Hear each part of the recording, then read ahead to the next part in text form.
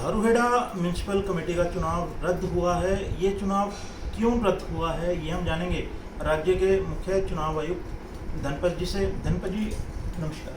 नमस्कार सर, ये बताएं कि ये चुनाव जो है उपचुनाव जो होना था ये रद्द क्यों हुआ है? जैसा राकेश जी आप जानते हैं कि मार्च 2021 में श्री करण सिंह जो वहाँ से निर्वाचित हुए थे और प्रेसिडेंट बने थे धारूहेड़ा म्यूनसिपल कमेटी के, उनका चुनाव इसलिए रद्द हो गया था कि उनकी शैक्षणिक योग्यता बारे शिकायत प्राप्त हुई थी और जांच के बाद वो ठीक नहीं पाई गई उनकी योग्यता, इसलिए उनका चुनाव रद्द किया गया था। इस आदेश के विरुद्ध वो माननीय उच्च न्यायालय में गए।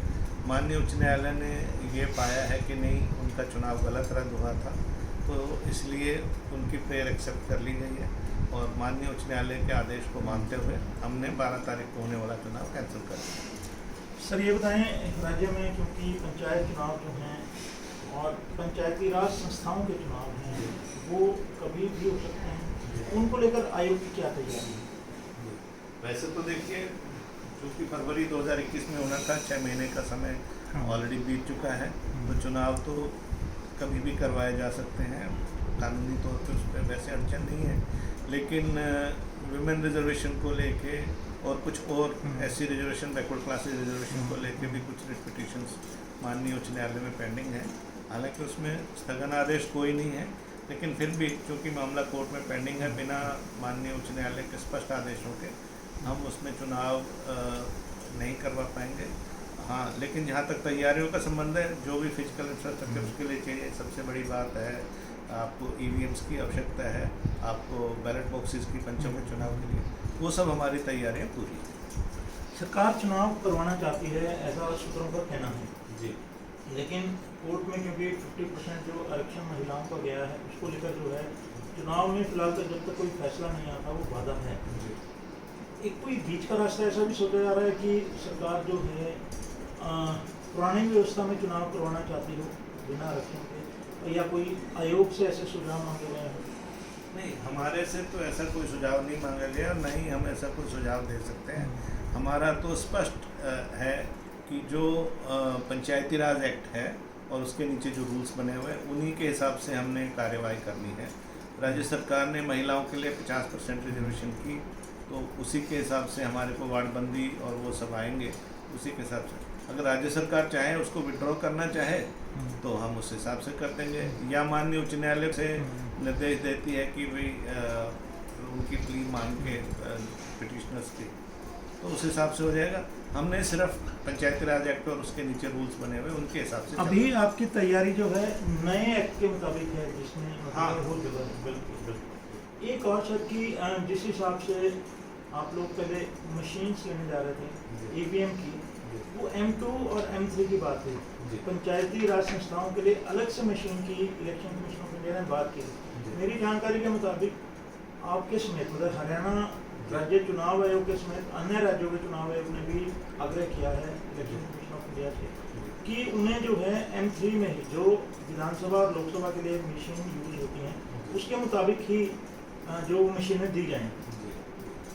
तो ये देखिए, वोटर एक ही है, वही वोटर पंचायतों में चुनाव में भाग लेता है, वही वोटर म्यूनसिपल कमेटी में लेता है, और जब लोकसभा और विधानसभा के चुनाव होते हैं तभी वही वोट होता है। एक समय वो किसी दूसरी मशीन में वोटिंग करें, दूसरी बार किसी दूसरे टाइप की मशीन में वोटिंग करें, तो थोड़ा संशय होता है, क्योंकि अनपढ़ जनता अभी भी काफ़ी है, तो बहुत ज़्यादा समझदार या टेक्निकली वो नहीं है।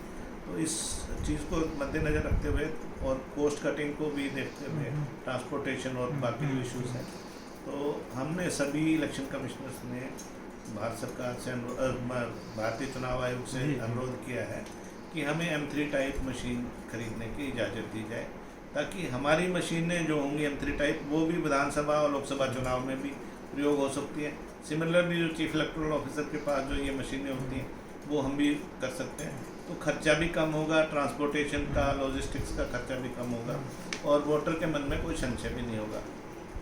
लेकिन चूंकि ये चीफ इलेक्शन कमिश्नर की तरफ से 30 जुलाई को गाइडलाइंस इशू हुई हैं, उसमें उन्होंने M2 ही अलाउ की है, तो हमें पुनर्विचार करने के लिए हमने उनको कहा है।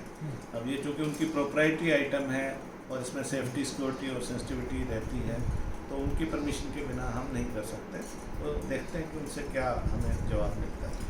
सर एक और सवाल ये है कि आयोग जो है इस समय केवल पंचायती चुनाव के लिए कर रहा है या समितियों के और जिला परिषदों के चुनाव भी हैं एक साथ में? देखिए उसमें कोई बहुत ज़्यादा फर्क नहीं पड़ता है, सिर्फ ईवीएम मशीनें एक्स्ट्रा चाहिए होंगी, अदरवाइज पोलिंग बूथ वही होता है। एक की जगह 3 टेबल लग जाएंगी, 4 टेबल लग जाएंगे, 4 मशीनें लग जाएंगी। एक पंच के लिए तो बैलेट ही लगेगा जी। और सरपंच के लिए ईवीएम होती है, पंचायत समिति के लिए ईवीएम और जिला परिषद के लिए। तो उसमें हमारी तरफ से कोई दिक्कत नहीं है, जैसे राज्य सरकार की तरफ से अनुशंसा प्राप्त होगी, जैसे वार्डबंदी आएगी पंचायतों की कहेंगे पंचायतों का करा देंगे, अगर 3 टियर का कहेंगे तो 3 टियर का करा देंगे।